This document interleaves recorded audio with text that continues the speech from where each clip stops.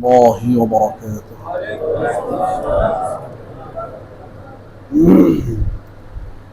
اللهم صل على سيدنا وشفيعنا وحبيبنا ومولانا.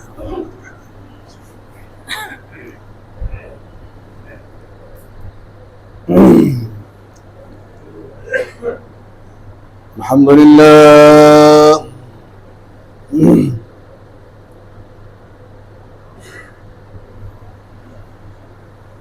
الحمد لله نحمده ونستعينه ونستغفره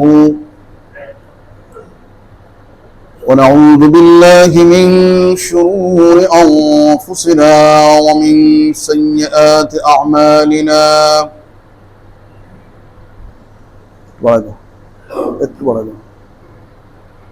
من يهد الله فلا مضل له ومن يضلل فلا هادي له.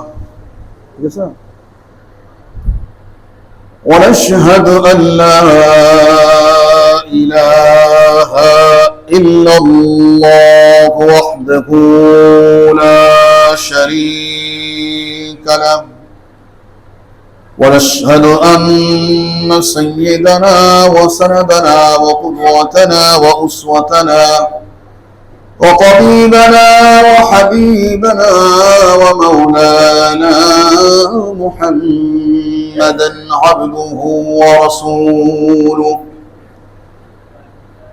الذي أرسله بالحق بشيرا ونذيرا وداعيا إلى الله بإذنه وسراجا منيرا. أما بعد فقد قال الله تعالى في كلامه المجيد وفرقانه الحميد. أعوذ بالله من الشيطان الرجيم. بسم الله الرحمن الرحيم. يمحق الله الربا ويربي الصدقات. وقال رسول الله صلى الله عليه وسلم: ما من قوم منعوا الزكاة إلا حبس عنهم القطر، أو كما قال عليه الصلاة والسلام. আলহামদুলিল্লাহ, আমরা সবাই বলছি আলহামদুলিল্লাহ।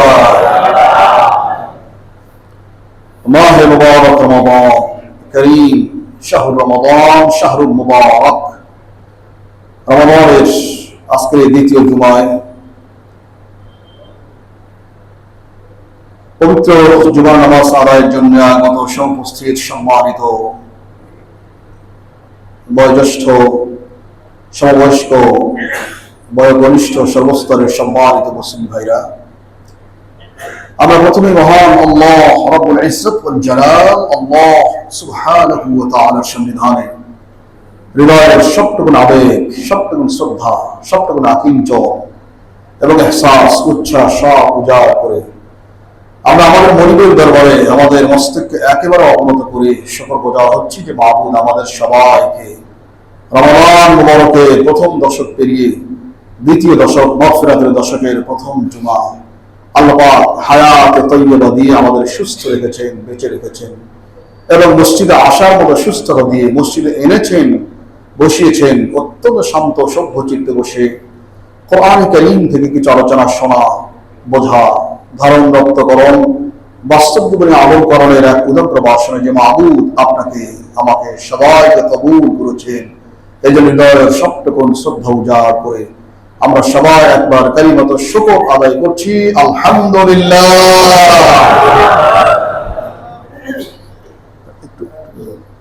একটু পিছনে পিছনে, ঠিক আছে। অসংখ্য দরুদ এবং সালাম নিবেদন করছি আমাদের একান্ত প্রিয় রাসূল সাইয়্যিদুল কাওনাইন, বিশ্ব মানবতার মহান শিক্ষক, আমাদের শিক্ষক, আমাদের অনুসৃত, আমাদের লিডার, আমাদের সৈয়দ, আমাদের শফি, আমাদের সুপারিশকারী যিনি কিয়ামতের কঠিন দিনে যেদিন আমাদের ডানে বামে সামনে পেছনে কাউকেই পাওয়া যাবে না, যারাই এক নজর দেখবেন তারাই আমাদের কাছ থেকে দূরে থাকতে থাকবেন, এই আশঙ্কায় না জানি আমার কাছে আবার কোনো সওয়াব কোনো পুণ্য চেয়ে বসে নাকি। চরম বিপদের দিন, চরম বিপদের দিন, চেনার পরও সবাই ভেঙে যাবে। ইয়াউমা ইয়াফিরুল মারউ মিন আখিহি ওয়া উম্মিহি ওয়া আবিহি ওয়া বানিহি ওয়া সাহিবাতিহি ওয়া বানিহি। আল্লাহ বলছেন সেদিন কোন ব্যক্তিকে দেখে তার সবচেয়ে কাছের বিপদের সবচেয়ে বড় বন্ধু যিনি আপন ভাই ভাবতে থাকবে, তার মা ভাবতে থাকবে, তার পিতা ভাবতে থাকবে, তার স্ত্রী ভাবতে থাকবে এবং তার সন্তানাদি বন্ধু বান্ধব সবাই ভাবতে থাকবে, কেউ কারো পরিচয় দেবে না। সে কঠিন কিয়ামতের দিনে যিনি আমাদের বংশের কেউ না, রক্তের কেউ না, যাকে দেখলাম না, যার জন্য কোনো খরচপত্র করতে তেমন পারলাম না, সেই বিশ্ব নবী আপনার আমার সেই ইতিম নবী জনাবে মুহাম্মদ রাসূলুল্লাহ সাল্লাল্লাহু আলাইহি ওয়াসাল্লাম আপনার আমার জন্য সুপারিশ করে শেষ পর্যন্ত সুযোগ থাকলে আমাদের মুক্ত করে জান্নাতের রাস্তা প্রশস্ত করে দেবেন। আপনার আমার সেই নবী সাইয়্যিদুল কাওনাইন, গোটা বিশ্ব মানবতার একক অবিসংবাদিত নেতা, যে 63 বছর একটি নাতি দীর্ঘ হায়াত পেয়েছিলেন। 63 বছর জীবনে তার জবান দ্বারা একটা মিথ্যে কথা বললেন না, একটা গীবত করলেন না, একটা চগলখড়ি করলেন না, জিহ্বার ভাষা দ্বারা কারো মনে একটু কষ্ট দিলেন না, কখনো চোখ বাঁকা করেও কাউকে নির্দেশ করলেন না তুচ্ছ তাচ্ছিল্য করার জন্য, বরং হৃদয়ের সবটুকু আবেগ উষ্ণতা দিয়ে, উচ্ছ্বাস দিয়ে, মায়া দয়া দিয়ে, স্নেহ প্রেম প্রীতি বাৎসল্য দিয়ে সারা দুনিয়ায় ছোট্ট বক্ষ দেশে আশ্রয় দেওয়ার চেষ্টা করলেন। জনাব মুহাম্মদ রাসূলুল্লাহ সাল্লাল্লাহু আলাইহি ওয়াসাল্লামের শানে নিবেদন করছি হৃদয় বিস্তৃত, হৃদয় থেকে উচ্চারিত একরাশ দরুদ এবং সালাম। আমরা মুহাব্বতের সাথে আরেকবার উচ্চারণ করছি সাল্লাল্লাহু আলাইহি ওয়াসাল্লাম। সম্মানিত ভাইরা, আল্লাহ পাক আমাদেরকে আরো একটি রমাদান দিলেন, শুধু দিলেন না বরং আমরা আজকে কত রমাদান ভাই? 13 রমাদান। আজকে বাংলা কত জানেন? নাই, বাঙালি তো এই জন্য বাংলা নাই আর কি। যাক, 13 রমাদান, তার মানে প্রায় অর্ধেক। আর খতমের দিক থেকে আলহামদুলিল্লাহ 16 আমরা শেষ করেছি, বেশির অর্ধেক শেষ হয়ে গেছে। আমরা দোয়া করি যেন আল্লাহ পাক অন্তত, জানি না কার হায়াত কতটুকু, আমরা দোয়া করি আল্লাহ পাক যেন অন্তত রমাদান পর্যন্ত সবাইকে হায়াত দান করেন, বলি আমিন। সম্মানিত ভাইরা, আপনাদের সামনে আমি কোরআন কারীমের ছোট্ট একটা আয়াতাংশ তেলাওয়াত করেছি, আর একটি ছোট্ট হাদিস, তাবারানির একটি হাদিস তেলাওয়াত করেছি। এর উপরে কিছু কথা বলেই ইনশাআল্লাহ আমরা আলোচনা ইতি করব। আমরা সবাই জানি ইসলামের মূল ভিত্তি হলো মোট 6টি, না 5টি। বুনিয়াল ইসলাম আলা খামস, রাসূল বলেছেন সহিহ বুখারী, ইসলাম প্রতিষ্ঠিত হয়েছে 5টি মূল ভিত্তির উপরে। আমরা জানি, এগুলো স্মরণ করা যায়, অন্যদিকে চলে যাবো এই জন্য। একটা হচ্ছে শাহাদাতু আল্লা ইলাহা ইল্লাল্লাহ, আল্লাহ পাক ছাড়া অন্য কোনো মাবুদ নেই, অন্য কোনো উপাস্য নেই, অন্য কোনো বিধানদাতা, জীবনদাতা, সংহারকর্তা, ভাগ্যের প্রসন্নতা এবং ভাগ্যের অনুমোদন যিনি একমাত্র ডিল করেন, যিনি, সে আল্লাহ। উনি ছাড়া আর কোনো ইলাহ নাই, কোনো মাবুদ নাই। এবং মুহাম্মদ সাল্লাল্লাহু আলাইহি ওয়াসাল্লাম উনি আল্লাহ পাকের পক্ষ থেকে প্রেরিত একজন বিশেষ রাসূল। এরপরে ঈমান আনয়ন করে 1 নম্বর মূল ভিত্তি। 1 নম্বর ঈমান আনয়ন করা আল্লাহ, তার প্রতি। 2 নম্বর ওয়া ইকামুস সালাহ, নামাজ প্রতিষ্ঠিত করা। 3 নম্বর ওয়া ইতাউজ যাকাত, যাকাত প্রদান করা। 4 নম্বর ওয়াল হজ, হজ সম্পাদন করা। এরপরে সিয়াম রমাদান, পঞ্চম হচ্ছে রমাদানের সিয়াম পালন করা। আমরা যখন বাংলায় বলি ইসলামের মূল ভিত্তি 5টি: কালেমা, নামাজ, রোজা, হজ, যাকাত। মানে যাকাত তিনি যদি 5 নম্বরে, এটা আরেকটা ষড়যন্ত্র। আল্লাহ পাক কোরআনে যেখানে নামাজের কথা বলে সেখানেই যাকাত, আর হাদিস যেখানে যাবেন নামাজের সঙ্গেই যাকাত। কিন্তু আমরা কালেমা, নামাজ, রোজা, হজ, যাকাত, তার মানে ওটা বাদ দিতে পারলে আরো ভালো হয়েছে। খুব ভেজাল এটা, বছরে একবার আসে, খুব কষ্ট, খুব ভেজাল। না ভাই, সিরিয়াল 3 নম্বর যাকাত। ইমান তো সবার জন্য প্রাণাল, ইমানের জন্য ধনী গরিব নাই। 3টি জিনিস যাদের কোনো ধনী গরিব নাই, ছোট বড় নাই, সমান: ইমান, নামাজ এবং রোজা। এই 3টা ধনী গরিব নাই, সবার উপরে খরচ। আর বাকি যে 2টা থাকলো, একটা হজ আর একটা যাকাত, এটি সামর্থ্যবান মুসলিম যারা, সামর্থ্যবান মুসলিম যারা, তাদের উপরে যাকাত এবং হজ ফরজ। বছরে একবার যাকাত, জীবনে একবার হজ ফরজ, জীবনে একবার হজ ফরজ, যাকাত বছরে একবার ফরজ। তো যেহেতু রমাদান আসে, আমরা প্রায় বলে থাকি অন্য যে কোনো মাসের একটি নফল ইবাদত রমাদানের ফরজের সমান, অন্য মাসের একটি ফরজ রমাদান কারীমে 70টি ফরজের সমান। আমরা প্রায়ই বলে থাকি, কিন্তু আসলে এখানেই শেষ না। 70 শেষ হবে কেন? আল্লাহ পাক কোন সংখ্যার কাছে উনি অব্লিগেশন নাই, বাধ্যবাধকতা নাই যে 70-এর মধ্যেই তাকে থাকতে হবে। বরং রাসূল কারীম আলাইহিস সালাম বলেছেন যে কুল্লু আমাল ইবনে আদম লাহু ইল্লা সিয়াম। প্রত্যেক নেক কাজের সওয়াব কি পরিমাণ হয়, বিভিন্ন হাদিস কোরআনে বর্ণিত আছে, আমার বান্দারা অনেক জানতে পারে, উম্মতরা জানতে পারে। তবে ইল্লা সিয়াম, কেবলমাত্র রোজা, এর জন্য বিনিময় কত আছে এটা একমাত্র আল্লাহ পাক ছাড়া পৃথিবীর আর কেউ জানে না। সুতরাং 70 হবে কেন? আল্লাহ পাক বলেছেন আল্লাহু ইউদাইফু লিমান ইয়াশা। যার আকীদা, যার ইখলাস, যার ঈমান, যার মহব্বত, যার আবেগ, অনুভূতি, ইহসাস এবং ফিলিংস, পারসেপশন আল্লাহ পাকের জন্য যত বেশি প্রগাঢ়, নিগুড়, গাঢ়, শক্ত এবং মজবুত হবে, তার সওয়াব আল্লাহ পাক যত ইচ্ছে তত বাড়ায় দিবেন। আল্লাহু ইউদাইফু লিমান ইয়াশা, আল্লাহ পাক যাকে ইচ্ছা আরো অনেক বাড়ায় দেন, অনেক বাড়ায় দেন। 70-এ তিনি ক্ষান্ত থাকেন না। কাজে 70 না, অনেক অনেক বাড়তে পারে, অনেক অনেক বাড়তে পারে। বিশেষ করে রমাদানের শেষ দশকের রাতগুলোতে শবে কদর, লাইলাতুল কদর বলি, ওই রাত লাইলাতুল কদর খায়রুম মিন আলফি শাহর, একটি রাত সহস্র মাসের চেয়ে অনেক উত্তম, অনেক শ্রেয়। একটি রাত সহস্র 1000 মাসের চেয়ে অনেক উত্তম। আমরা মাঝে মধ্যে দেখি 1000 মাস গণনা করি, 1000 মাস গণনা করলে 83 বছর 4 মাস হয়। আরে গণনা করা ভাই, 1000 মাস তো তার সমান না। আল্লাহ বলেন খায়রুম, খায়র মানে আখিয়ার, অধিক উত্তম। অধিকের মধ্যে কত যে আছে এটা আল্লাহ পাক জানেন। ওলামায়ে কেরাম বলেছেন ওই 5 রাত 21, 23, 25, 27, 29, এই 5 রাতে বান্দার যে কোনো নফল ইবাদত, যে কোনো আমল অন্তত 1000 গুণ বেশি সওয়াব আছে। কারণ সমস্ত রাতকে আল্লাহ পাক বলেছেন সহস্র মাস অপেক্ষা অধিক উত্তম। ওই রাতগুলো যদি একবার কুল আল্লাহ পড়েন, আপনি যেন 1000 বার পড়লেন।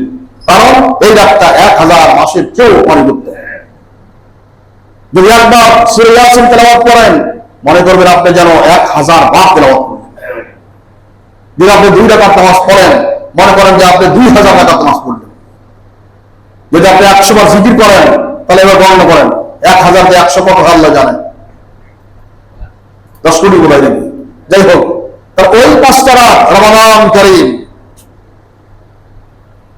তা আমাদের কি করণীয় ভাই? করণীয় হচ্ছে এইটা। প্রথম কথা, এখানে আমরা এই মাসে দানের হাতটা দয়া করে প্রশস্ত করে ফেলি। দানের হাত সারা বছর আমরা টুকটাক দান করি। রমাদান মাস হলো দানের সিজন, সওয়াবের সিজন, রহমতের সিজন, ক্ষমার সিজন এবং নাজাতের সিজন। কাজে লাগাই ভাই, কাজে লাগায়। আল্লাহ পাকের পক্ষ থেকে বিশ্ব মানবতার জন্য এক বিশাল এক অফার। ব্যাংকে অফার থাকে, বিভিন্ন দোকানে অফার থাকে, বানার দোকানে অফার থাকে, মোবাইল কোম্পানি অফার দেয়। এই অফার যখন দেয় তখন আমার পাগল হয়ে যায়, এই অফার চলতেছে, চলো অফার চলতেছে। এখন দেখি ডিনারে দেয় ইফতার, একটা কিনলে আর একটা ফ্রি। উচ্চ বলা ভিড় মানুষের অফার, কারণ যারা চালাক তারা অফারটা গ্রহণ করতে চান, সুতরাং আল্লাহ পাক আপনি আবার যেন একটা অফার দিলেন, হে আমার বান্দারা, 11 মাস তারা সময় কম পেয়েছো, আমাকে বেশি ডাকতে পারো নাই, বেশি নামাজ কালাম করতে পারো নাই, নগরে বাদ বেশি করতে পারো নাই, সিজদা বেশি করতে পারো নাই, দান খয়রাত বেশি করতে পারো নাই, কোরআন তেলাওয়াত বেশি করতে পারো নাই, ভালো কাজ বেশি করতে পারো নাই। আল্লাহ পাক রমজানের প্রথম রাত থেকে আকাশে একজন ঘোষণাকারী রাখছেন, উনি বারবার ঘোষণা করছেন, ইয়া বাগিয়াল খাইর আকবিল ওয়া ইয়া বাগিয়াশ শার আকসির। হে কল্যাণ অনুসন্ধানী যারা কল্যাণ অনুসন্ধান করো, তোমরা অগ্রসর হও, আল্লাহ পাক তোমাদের জন্য রাস্তাকে সহজ করে দিয়েছে। আসো, যে কল্যাণ করবে আল্লাহ পাক তাই সওয়াব অনেক বাড়াই দেবেন। আর ওয়া ইয়া বাগিয়াশ শার, হে অকল্যাণকামী, যারা সারা জীবন অকল্যাণ করেছো, 11 মাস মিথ্যে কথা, গীবত, চগলখড়ি, এরপরে অনেক অন্যায় গুনাহের কাজ যারা করেছো, সুতরাং আকসির, তোমরা ক্ষান্ত হও আর না, কারণ রমাদান চলছে। এই জন্য ভাই আমাদের প্রথম উচিত হচ্ছে এই অফারগুলো গ্রহণ করা। এখন আমরা আসি, রমাদান এত ফজিলতের মাস, এজন্য আমরা যেহেতু যাকাত যাদের সামর্থ্য আছে তারা দেই, এই জন্য যাকাত রমাদান মাসে দিলে বেশি সওয়াব। এই জন্য অনেক ভাইরাই রমাদান মাসেই হিসাব করেন, এটা অসুবিধা নেই। তবে যদি কারো রমজানের 5-6 মাস আগে যাকাতের বছর পূরণ হয়ে যায়, তাকে বেশি সওয়াবের আশায় রমজান পর্যন্ত অপেক্ষা করা যায় না, কারণ আপনি মরেও যেতে পারেন, রমজান পর আগে মরেও যেতে পারেন। আর আপনি মরে গেলে এই সম্পদ থেকে আপনার সন্তান, আপনার বউ, আপনার বাচ্চা কাচ্চারা যাকাত হিসাব করে দিবে নিশ্চিত না। যাকাত অনাদায় থেকে মরে গেলে কবরের মধ্যে দেখবেন কি খান। সুতরাং রমজান আসতেছে অনেক পরে, 6 মাস 7 মাস আগে, 3-4 মাস আগে আপনার যাকাত ফরজ, আটকাই রাখতে পারবেন না। এইটা করতে পারেন, আপনার 10 লক্ষ টাকা যাকাত আসছে, 8 লাখ টাকা তখনই দিলেন, আর 2 লাখ টাকা রাখলেন যে আমি রমজান মাসে ইনশাল্লাহ গরিব দুঃখী দেবো। এটা পারেন আপনি, তাও ওসিয়ত করে যাওয়া লাগবে বাসায় যে বাবা আমার 2 লক্ষ টাকা যাকাত এই যেখানে আসছে, যদি রমজানের আগে আল্লাহ পাক আমাকে নিয়ে নেন, তবে এই যাকাতের টাকা রমজান মাসে দান করবে, ওসিয়ত করা লাগবে। না হলে আমাদের সন্তান যা হচ্ছে, আমরা মরে গেলে আমাদের কবর জিয়ারত, যাদের আব্বা মা চলে গেছে আমারই জিজ্ঞেস করি না, কেন কোশ্চেন ইয়োরসেলফ, নিজেকে প্রশ্ন করেন, আমার আব্বা মা কতদিন বলে গেছে, আমি বছরে কয়টা দিন কবরের পাশে গেলাম আর একটু চোখের পানি ফেললাম, দোয়া করলাম যে আল্লাহ রব্বির হামহুমা কামা রাব্বায়ানি সগীরা, যে আল্লাহ আমার আব্বা আম্মা আমাকে যেমন শৈশবে কৈশোরে অত্যন্ত স্নেহ মায়া দিয়ে লালন করেছে, আল্লাহ আমার আব্বা তোমার কাছে চলে গেছে, মায়া চলে গেছে, আল্লাহ তুমি একটু সেই রকম স্নেহ মায়া মমতা দিয়ে আমার আব্বা আমাকে আগলে রাখো। এই দোয়া আব্বা আমার কবরে বছরে কয়দিন যে করতে পারছি ভাই, এটা আমার দায়িত্ব ছিল, আপনার দায়িত্ব ছিল। সুতরাং আপনি যখন আপনার আব্বা আমাদের এইরকম আবেগ সংরক্ষণ করতে পারছেন না, আল্লাহ ইজ্জতের কসম করে বলি, আপনার আমার সন্তান তারও আরো সময় হবে না, কারণ কেমা তাদিন তুদানু, রাসূল বলছেন তুমি যেমন বিনিময় দিবা বাপ্পাকে তুমি ওই রকম বিনিময় পাবা, প্রস্তুত থাকো। আপনি আপনার আব্বা আম্মার সঙ্গে যে ব্যবহার করেন লিখে রাখো, আপনার সন্তানের কাছে আপনি ওই রকম ব্যবহার পাবেন। আর যদি আপনার সন্তানের সামনে আপনি আপনার বাপ মাকে ভালো শ্রদ্ধা করেন, মান্য করেন, তাদের সাথে মাথা নাড়া করে থাকেন, উচ্চস্বরে কথা না বলেন, তাদের প্রত্যেকটি কথা মান্য করার চেষ্টা করেন, তাদের প্রয়োজন পূরণ করার চেষ্টা করেন, এই দৃশ্য আপনার ছেলে মেয়ে দেখুক অথবা না দেখুক, দেখলে ভালো, না দেখলেও আল্লাহ পাক আপনার সন্তানের কলিজার মধ্যে আপনার প্রতি মহব্বত ভালোবাসা আল্লাহ পাক নিজেই গেলে দেবে। আর যদি সেরকম করেন বাস বুঝে পাবেন। সম্মানিত ভাইরা, এই জন্য ভাই বলছি যাকাতের ক্ষেত্রে প্রায় 100 বেশি আয়াত আছে কোরআনে, 100 বেশি আয়াত আছে কোরআনে। যাকাত এমন একটা বিষয়, এই যে 5টা বললাম, ঈমান, নামাজ, যাকাত, হজ আর রোজা, পাঁচটার মধ্যে ঈমান তো সবার জন্য পারলাম, এই চারটা আবার ধনীরা দুইটা নিয়ে গেছে, আবার যারা মিডিল অথবা গরিব তাদের জন্য এই মূলত দুইটা, একটা হলো নামাজ। আর যাকাত কেন? সমস্ত মানুষের জীবন চলে একটা আধ্যাত্মিকতা, একটা আর্থিক বিষয় দিয়ে। পয়সা করি ছাড়া কোনো মানুষ চলতে পারে না। No man can run without economy, মানে অর্থের অবস্থা ভালো ছাড়া মানুষ চলতে পারে না। এই জন্য শারীরিক একটা ইবাদত আর আর্থিক একটা ইবাদত। শারীরিক ইবাদত কোনটা? নামাজ। শরীর স্বাস্থ্য দিয়ে, অঙ্গ প্রত্যঙ্গ দিয়ে এই নামাজটা সম্পন্ন করতে হয়। সুতরাং শারীরিক ইবাদত অনেকগুলোর মধ্যে একটাকে আল্লাহ পাক রাখলেন, পাঁচটি মৌল স্তম্ভের মধ্যে একটা নামাজ। আর আর্থিক যত ইবাদত আছে, আর্থিক সমস্ত ইবাদতের মধ্যে আল্লাহ পাক একটা রাখছেন যাকাত। তার মানে এই দুটা দিয়ে একটা শারীরিক যত ইবাদত তার রিপ্রেজেন্টেটিভ, তার প্রতিনিধি হচ্ছে নামাজ, আর আর্থিক যত ইবাদত আছে তার প্রতিনিধি হচ্ছে যাকাত। তার মানে এই দুটো ইনক্লুড করে আল্লাহ পাক যেন বান্দাকে সব সময় ইবাদত গুজারির মধ্যে আল্লাহ পাক রাখলেন, বান্দা সব দিকে আছে। যাকাত হচ্ছে রক্তের মতো। কোন মানব শরীরে হিমোগ্লোবিন যদি কমে যায়, যদি এটা 4-5 চলে আসে, এই ব্যক্তি আর চলতে পারে না, শক্তি নাই, সামর্থ্য নাই। হয়তো অনেক স্বাস্থ্য ভালো, দেখি নাদুস নাদুস, কিন্তু হিমোগ্লোবিন কম, 3 চলে আসছে, না সলিমুদ্দিন আর রাখবে না, যত দেখতে পারো না কেন। সুতরাং যাকাত হচ্ছে একটা ইসলামী সমাজ ব্যবস্থা, হৃৎপিণ্ডের মতো, এটা একটি ব্লাডের মতো, রক্তের মতো। যেই মুসলিম সমাজের লোকদের, মুসলমানদের অর্থবিত্ত ভালো নয়, সারা পৃথিবী তারা আজকে নিগৃহীত, আর আজকে তারা অত্যন্ত নিগৃহীত, নির্যাতিত, উপেক্ষিত, অপান্ত। তারা ওই মুসলমানদের দাম নাই। যেমন দাম আছে সৌদি আরবের, ওই রকম দাম কি আমাদের আছে? সোমালিয়ার আছে? নাইজেরিয়ার আছে? না, নাই। কারণ সৌদির কেন? তার রিয়াল আছে। কুয়েত কেন? তার দিনার আছে। কাতার কেন? তার দিনার আছে। আর আমরা আমাদের সৌদি আরবের 33-34 টাকা, আমাদের 34 টাকা সৌদি আরবের 1 রিয়াল। আর আমাদের প্রায় 380 টাকা কুয়েতের 1 দিনার। এটা হলো কোথায় গেছি আমরা? আর ডলার আপনারা জানেন 120-25 টাকা মনে হয়, আমাদের 120-25 টাকা দিয়ে একটা ডলার। এই জন্য আমাদের দাম নাই, কারণ অর্থনৈতিক দিক থেকে আমরা সুন্দর নয়। আর একটি সমাজের অর্থ অবস্থা দুর্বল হলে ওই সমাজের আর মাথা গদায় রাখা সম্ভব হয়। পুরুষ তার পকেটে টাকা থাকলে সে রাজা নিজেই, বাস তার কাছে উঁচু নিচু কিচ্ছু নাই, টাকা আছে পকেটে, বাস তার কথাবার্তা ভালো অন্যরকম, আচার আচরণ। আর টাকা থাকলে বুদ্ধি খেলে আশপাশ ঘুরে, সব বুদ্ধি তার পকেটে ঢুকতে চায়, কারণ টাকা আছে তার। যে কোনো বুদ্ধি মাথায় আসলে এই বুদ্ধি সে বাস্তবায়ন করতে পারে। আর মানুষ মনে করে আরে লোকটা এত বুদ্ধি, এত জ্ঞান, আরে ভাই জ্ঞান বুদ্ধি যাই থাক না কেন, আর টাকায় বুদ্ধিকে নিয়ে আসছে। একটা বিল্ডিং করবে, টাকা আছে, দেশের সেরা ইঞ্জিনিয়ার আনছে, কাজ করছে ইঞ্জিনিয়ার, কিন্তু নাম হচ্ছে লোকটার এত বুদ্ধি, কি সুন্দর বিল্ডিং করছে দেখছেন। আর ওদের লেখাপড়া কেন, কি বুদ্ধি থাকলো তার? টাকা। এই জন্য ইসলাম যাকাতকে এত গুরুত্ব দিয়েছে, এত গুরুত্ব দিয়েছে। আমি এখন আপনাদের সামনে কোরআনের কয়েকটা আয়াত তেলাওয়াত করবো যাকাত সংক্রান্ত। প্রথমে যদি আল্লাহ যা বলেছেন দেখি, আমার অনেকগুলো আয়াত আমার কাছে নোট আছে, 100 বেশি সরাসরি আয়াত আছে। আল্লাহ প্রথম বলছেন ওয়াকিমুস সালাতা ওয়া আতুজ যাকাত ওয়ারকাউ মা'আর রাকিঈন।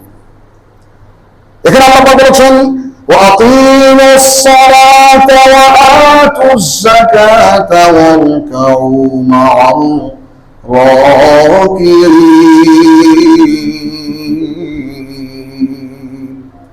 আকিমুস সালাত, আল্লাহ বলেছেন নামাজ কায়েম করো, পরে ওয়া আতুজ যাকাত, যাকাত প্রদান করো, আর ওয়ারকাউ মা'আর রাকিঈন, রুকুকারীদের সাথে রুকু করো, রুকুকারীদের সাথে রুকু করো।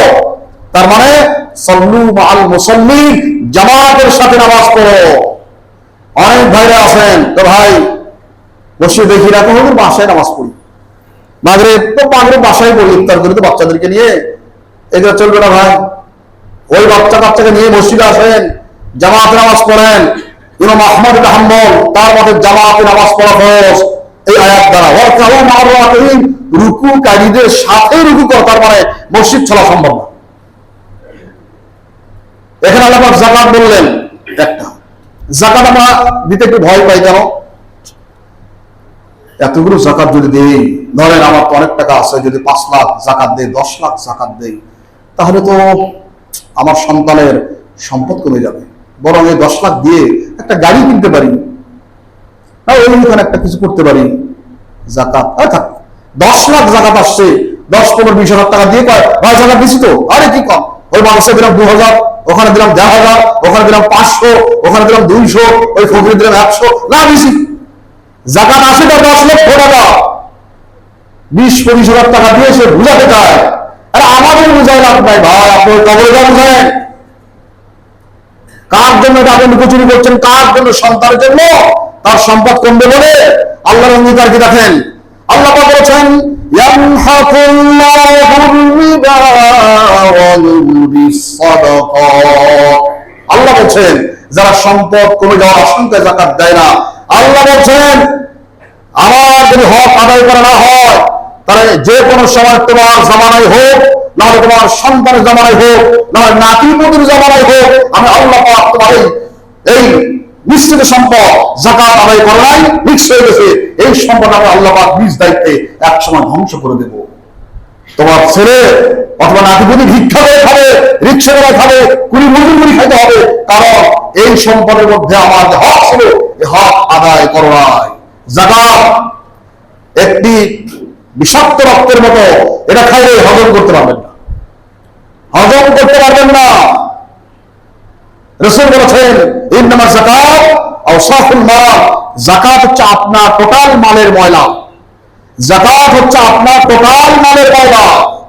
এই যাকাতটুকু মানে 2.5% বের করে দেন, আপনার টোটাল মালটা পরিচ্ছন্ন হয়ে গেল। 97.5 ভাগ আপনার পরিচ্ছন্ন হয়ে গেল, 2.5 ভাগ বাদ দিয়ে দেন, ওইটা খান। আপনার জবানে বরকত, আপনার জিহ্বায় বরকত, আপনার চোখে বরকত, আপনার কানে বরকত, আপনার পা থেকে মাথা পর্যন্ত আপার মস্তক চিন্তা চেতনা, আপনার জ্ঞান প্রজ্ঞা, আপনার আচার আচরণ, আপনার সব ক্ষেত্রে আল্লাহ পাক বরকত দান করবেন। কারণ আপনি গর্ভধারণ খেয়েছেন, আপনি খেয়েছেন হালাল মাল খেয়েছেন, এখান থেকে যাকাত বের করে নিয়েছেন। আর যদি যাকাত না বের করেন, না থাক, কিছু দিয়ে দিন। তার মানে হালালের সঙ্গে, পবিত্রের সঙ্গে, পরিচ্ছন্ন জিনিসের সঙ্গে আপনি অপরিচ্ছন্ন মালের ময়লাকে এবার ইনক্লুড করেছেন, মিক্স করেছেন। সুতরাং গোটা মালটা হারাম হয়ে গেল। আল্লাহ পাক বলেছেন ওয়ালা তাতাবাদদালুল খাবিসা বিত-তাইয়িব।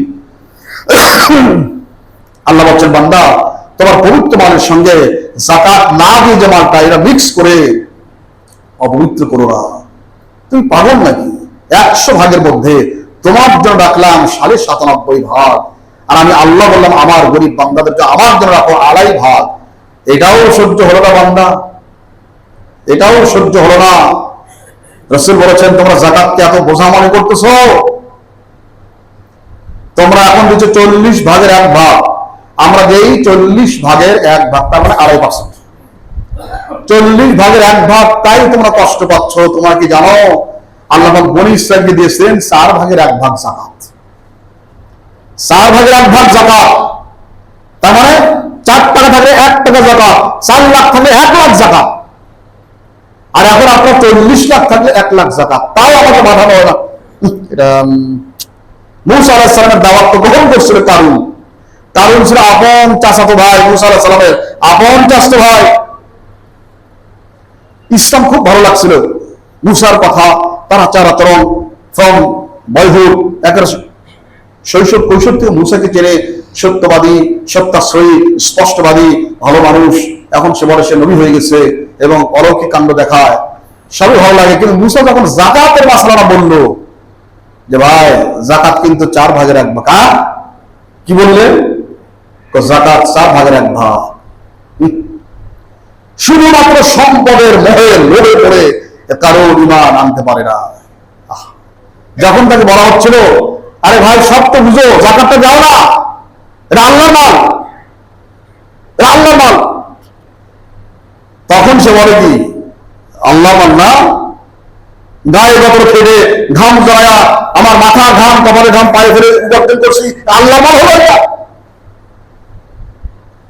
তার কথা আল্লাহ পাক কোরআনে কোট করেছেন কয়েক জায়গায়। সে কি বলছিল?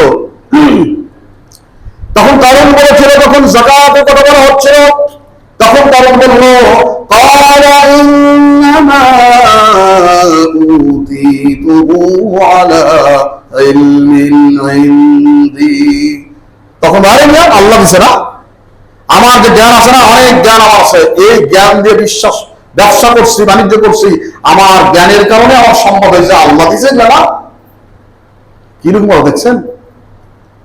আমার জ্ঞান যে আমার কাছে আছে, ওই জ্ঞান আমি ইউটিলাইজ করেছি, ইউজ করেছি, যার কারণে ব্যবসা করছি, বরকত হয়েছে, আল্লাহ দিয়ে গেছে, তোর গায়ে জ্ঞান।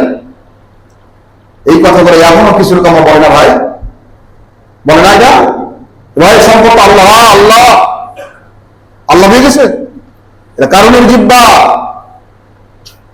আরে কারণ তোমার মতো কতটা কারণ ছিল এই সমাজে, কই তাকে তো সম্পদ আল্লাহ দেন নাই।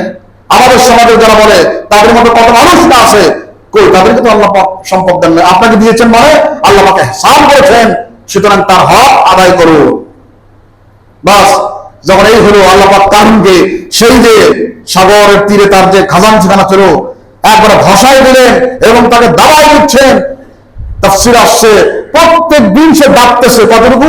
একজন মানুষ পা থেকে মাথা পর্যন্ত যতটুকু, এতটুকু সে নিচে ডাকতেছে দরিয়া পর্যন্ত।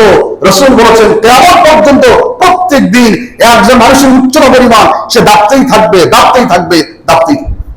এবং তার সমস্ত খাজানখানা সব আল্লাহ ধ্বংস করে দিয়েছে, সব নামাই দিয়েছেন মাটির নিচে। অহংকার, সম্পদ অহংকার আল্লাহ পছন্দ করেন না। এই জন্য ভাই সম্পদ যেন আমরা উপার্জন যা করছি, পরকালে যখন যাব তখন আল্লাহ পাক জাহান্নামে যারা গেছে জিজ্ঞেস করছে ফেরেশতা, এই তোমরা এখানে এলে কেন? এটা জাহান্নাম যাও না? জানি ভাই, এখানে আসছো কেন? কি করছো তোমরা বলতো? আল্লাহ পাক তো অনেককে ক্ষমা করে দিলেন, রাসূল অনেককে সুপারিশ করলেন, তোমরা কি অন্যায় করছিলে আল্লাহ পাক তোমাদের ক্ষমা করলো, জাহান্নাম পর্যন্ত আইলে? তখন তারা বলল, হয় আমাদের মৌলিক তো 4টা অপরাধ ছিল, 2টা সবচেয়ে মারাত্মক ছিল। কি? 1 নম্বর,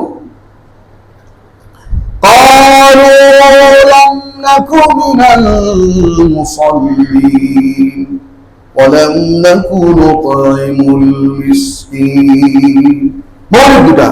1 নম্বর, আমরা আসলে রেগুলার নামাজ পড়তাম না ভাই, মাঝে মধ্যে পড়ছি মানুষকে দেখানোর জন্য, লোকজন বন্ধু মহলে গেছি, নামাজ না পড়লে এই রমজান মাস ঘোরাফেরা করি, নামাজ না পড়লে কেমন দেখায়, পড়লাম, কিন্তু হয়তো তারাবি বাসায় গেলে আর আসি না, ফজরে হয়তো আসি না, আর রমজান গেলে তো নামাজ বাতিল হয়ে গেল, রহিত হয়ে গেছে, আর নাই।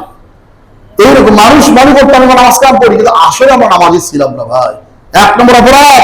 2 নম্বর, মিসকিন, এবং মিসকিনদের খাবারের জন্য যাকাত আদায় করতাম না ভাই। এই মৌলিক 2 কারণে আজকে জাহান্নামে আসছি, মৌলিক 2 কারণে জাহান্নামে আসছি। তখন তা বুঝতে পারে সুবহানাল্লাহ, যাকাত না দিলে জাহান্নামে যাওয়ার কারণ।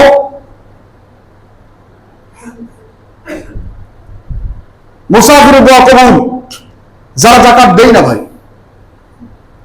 যদি কারো যাকাত ফরজ হয়ে যায়, যাকাত দেয় না, তার কি হবে বলতে? সহিহ মুসলিমের হাদিস আসছে, রাসূল বলেছেন তোমাদের অনেক আগে বনী ইসরাঈল জামানায় এক ব্যক্তি অত্যন্ত ভালো মানুষই ছিল, কিন্তু সে ঠিক মতো যাকাত দিত না।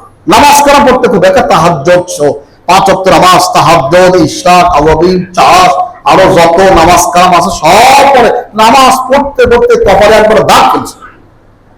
যাকাতের কথা বললে কি করব, সমস্যা, বাসায় সমস্যা, আমার মা এই সমস্যা, বাপে এই সমস্যা, ছেড়ে যায় অস্ট্রেলিয়া, আমেরিকা, এই আপনার ভাবির এই সমস্যা, নানানটা বলে এমন ওজো সে প্লেস করে, প্রেজেন্ট করে, মনে হয় তারই 10 টাকা ফকির তো দিলে ভালো হইতো। এই অবস্থা। ওই লোক সফরে গেছে, সফরে দেয়া তার সব মালপত্র হারাই গেছে। তখন তার হাদিসটা জানা আছে, 3 ব্যক্তির দোয়া কবুল, কোনো সন্দেহ না। 1 নম্বরটা কি ভাই? মুসাফিরের দোয়া। তখন সে মনে করছে আমি তো মুসাফির, অসুবিধা নাই, আল্লাহর কাছে দোয়া করবো, করলে আল্লাহ পাক সব ম্যানেজ করে দিবেন, না চিন্তা নাই, বাস শাহাদাত হচ্ছে ইয়া রব ইয়া রব ইয়া রব, বলছে আল্লাহ আমাকে সব হারিয়ে গেছে, আল্লাহ আমার ব্যবস্থা করে দাও, আমার খাবার দাবার নাই, টাকা নাই, ভাড়া নাই, কাপড় চোপড় নাই, জুতা নাই, মোজা নাই, কিচ্ছু না, আল্লাহ সব খোয়া গেছে, আল্লাহ আমার ব্যবস্থা করে দাও, আল্লাহ ব্যবস্থা করে দাও। তার বিশ্বাস যেহেতু আমি মুসাফির অবশ্যই আমার দোয়া কবুল হবে। যখন বারবার কাঁদতেছে আল্লাহ পাকের মায়া লাগছে, আল্লাহ পাক বলতেছেন এই বান্দা তোমার ধারণা সঠিকই ছিল, তুমি তো মুসাফির, তোমার দোয়া কবুল হওয়ারই কথা ছিল, কিন্তু শোনো কয়েকটি কারণ আছে তোমার দোয়া কবুল হবে না। শোনো, এক নম্বর কি, মাতামুকা হারাম, তুই যেই সম্পদ থেকে যাকাত আদায় করো নাই ওই সম্পদ তোমার হারাম, ওইটা খাইছো, তোমার খাদ্য হারাম। অমাশরাবুকা হারাম, তোমার পানীয়টা কিনছো, জুস হোক পানীয় হারাম টাকা কিনছো, ওই টাকা দিয়ে হারাম। অমালিবাসুকা হারাম, তোমার জুব্বা জাপি পাগড়ি টুপি যাই একটা কেন দেখতে তো সুন্নতি পোশাক, কিনছো হারাম টাকা দিয়ে, যাকাত না দিয়ে এই টাকাতে কিনছো। আর অহুদিয়াবিল হারাম, তোমার শরীর রক্ত অস্থি মজ্জা মাংস যা আছে সবগুলো হারাম রিজিক খেয়ে। সুতরাং বান্দা এই যে চারটা অপরাধ, তোমার খাদ্য হারাম, পানীয় হারাম, পোশাক হারাম, তোমার সব রক্ত অংশ হারাম, তুমি বলো কেমনে তোমার দোয়া কবুল হয়, বলো কারণ তুমি যাকাত না দিয়ে সমস্ত মালকে অবৈধ করে ফেলেছ। সম্মানিত ভাইরা, যাকাত শুধুমাত্র ধর্মীয় বিষয় নয়, অনেকগুলো হাদিস দেখলাম। রাসূল বলেন মা'মিন কওমিন মা'আজ যাকাত মা'মিন কওমিন মা'আজ যাকাত ইল্লা হাওয়াসাহুম হুল কাতার, যেই সম্প্রদায় যেই জাতি যাকাত ঠিকমতো আদায় করে না, ঠিকমতো আদায় করে না,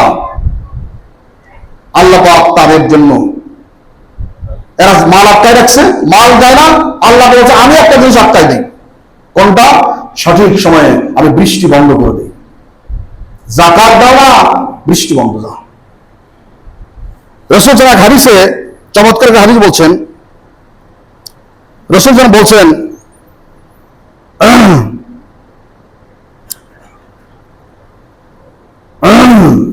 খামসুন বিখামস, পাঁচটার বিনিময়ে পাঁচটা জিনিস আছে, পাঁচটার বিনিময়ে পাঁচটা জিনিস আছে। আমি হাদিসটা শুনাই আপনাদের।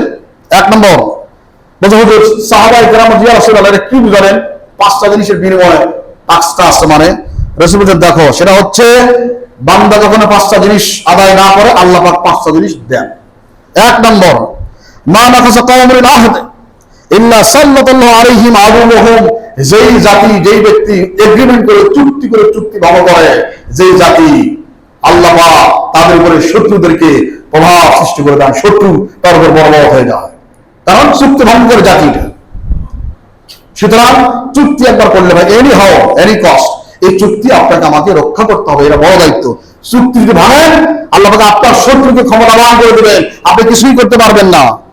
দুই নম্বর ওমা হাকামু বিগাইরি মা আনজালাল্লাহ ইল্লা ফাশা ফীহিমুল ফাকরা, আল্লাহর নাযিল করা বিধান কোরআন কারীম দিয়ে যারা সমাজের বিচার ফয়সালা করে না, সমাজের বিচার ফয়সালা করে না কোরআনের বিধান আইন কানুন দিয়ে, আল্লাহ পাক সেই সমাজের দারিদ্রতা আল্লাহ পাক দেন, মানুষ দারিদ্রতার কষাঘাতে নিমজ্জিত হয়ে যায়। যতই চেষ্টা করুক এত ব্যবসা বাণিজ্য না বরকত হবে না, কারণ এই সমাজের যারা নেতৃস্থানীয় লোক, যারা বিচারক, যারা দাস, সমস্ত কয়েকটাচারীতে যে বিচার হয়, আল্লাহ আইন দ্বারা কোরআন দ্বারা যদি বিচার না হয়, তাহলে সেই সমাজ থেকে দারিদ্রতা আল্লাহ পাক কখনোই দূর করবেন না।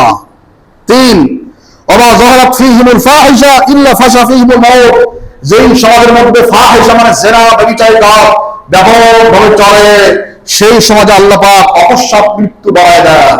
খামাখা মানুষ মরবে, কি ভাই কি হলো, কিচ্ছু না ভাই, ঠাস করে ওটা পড়ে গেল। তার মানে কি এই সমাজে জিনা বেশি হচ্ছে, ব্যভিচার বেশি হচ্ছে, অন্যায় কাজ বেশি হচ্ছে। আমরা জানি না আমাদের রাজধানীর কোন কোন হোটেল হোস্টেল আছে যেখানে এই ব্যবসাগুলো চলে না। মুসলিম আমরা এই রাজধানী শহরে 2 কোটি মুসলমান বাস করে, তাদের রাজধানীতে এই অবস্থা। কোথায় বাজার দিবেন, যান মার্কেটে যান, বিশ্ববিদ্যালয়ে যান, বড় বড় প্রতিষ্ঠানে যান, কি চলে যায় দেখেন, কবরদের পাশে সাইডে বসে কি করে যায় দেখেন। সুতরাং যেই সমাজে ফাহিশাটা বেশি হয়ে যায় ওই সমাজে আল্লাহ পাক মৃত্যু বেশি করে দেন। পটাপট মানুষ মরতেছে, অ্যাক্সিডেন্ট হোক, রোগ হোক, কিডনি হোক, হার্ট ফেল হোক, স্ট্রোক হোক, মানে নামেও শুনি না যেগুলো রোগের, এই রোগে সব মানুষ আসতেছে, মারা যাচ্ছে, কারণ সমাজে ফাহিশা।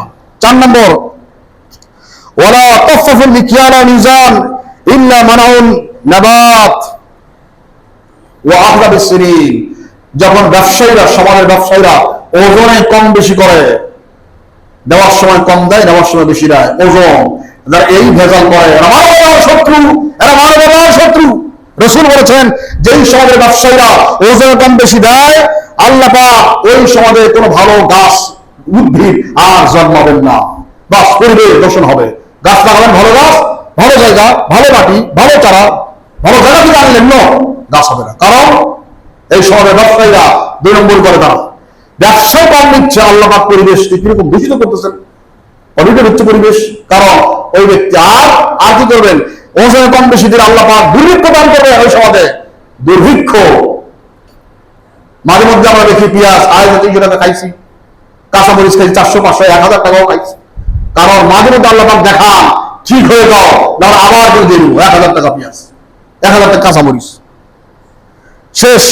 ওয়ালা মানহুজ যাকাত ইল্লা হাবাস আনহুল কাতার। 5 নম্বর হচ্ছে মানুষ যখন যাকাত আটকায় রাখবে, আল্লাহ পাক তখন বৃষ্টি আটকায় দিবে। গ্রামাঞ্চলে দেখছেন এখন যারা গ্রামে থাকেন, শ্রাবণ মাসে ভরা, শ্রাবণ ভাদ্র মাস যখন বৃষ্টির পানিতে থই থই করে, না বন্ধ করছে, এখন ডিপটু বয়েল চালু করে শ্রাবণ ভাদ্র মাসেও এখন জমিতে পানি দেওয়া লাগে। তার কারণ কি? যাকাত দেই না।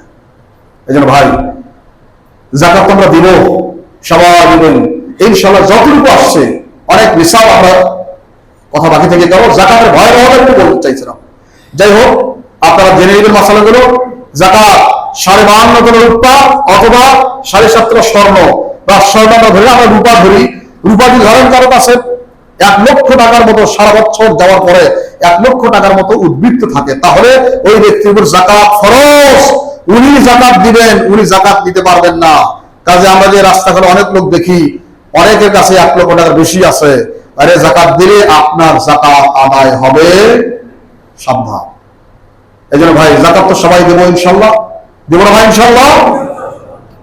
আপনার রেখে কিরা আজকে কবরে গেলে আপনার সন্তান ভাই যাবে না, কাজ হবে না। আপনার হাতে থাকতে এটা ইউজ করেন। আপনার কাছে একটা আপিল রাখি, যাকাত তো সবাই দিবেন। এই মসজিদ, এর সাথে আরেকটা প্রতিষ্ঠান আমাদের সংশ্লিষ্ট আছে, এটা কনসার্ন, মানে টুইন বেবির মতো, জগৎ সন্তানের মতো, মহাখালী কেন্দ্রীয় জামে মসজিদ আর মহাখালী হোসাইনে কামিল মাদ্রাসা। একবার কনসার্নিং, অনেক আগে থেকে, প্রায় 69 সাল থেকে এই মসজিদ, এই মাদ্রাসা বিভাজিত করার কোনো সুযোগ হয় না। এখন পর্যন্ত আপনাদের দ্বারাই মসজিদও চলে, মাদ্রাসাও চলে। অসংখ্য ইতিম এখানে আছেন, আপনারা অনেকে যারা যান তারা জানেন।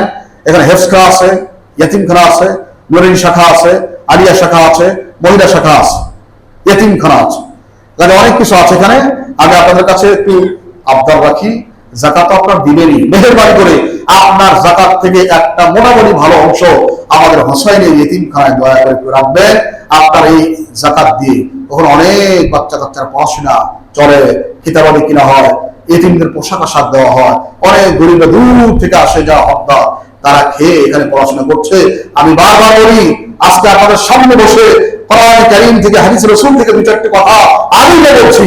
আমি কিন্তু এই মাদ্রাসারই ছাত্র ছিলাম, যার কারণে গোটা ঢাকা সহ আমি চিনি না, আমি মহাখালী চিনি।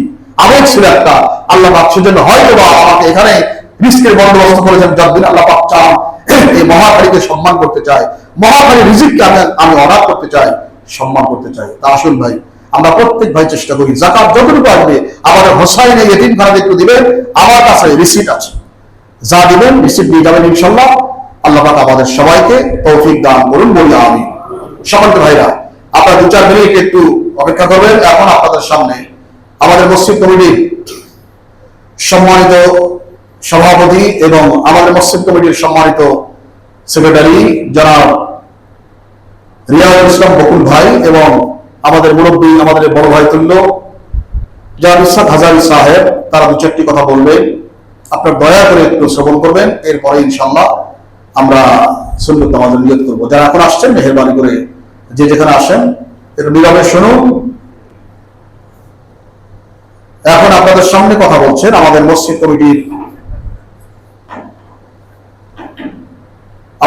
কমিটির সম্মানিত সেক্রেটারি, যিনি অনেক বয়সের ভারে দুর্বল হওয়ার পরও আমাদের মসজিদে অনেক সময় দিচ্ছেন, অনেক বড় বড় কাজ হাতে নিয়েছেন, করছেন। আবার এতিমখানা তিনি বর্তমান এতিমখানা কমিটির তিনি সেক্রেটারি।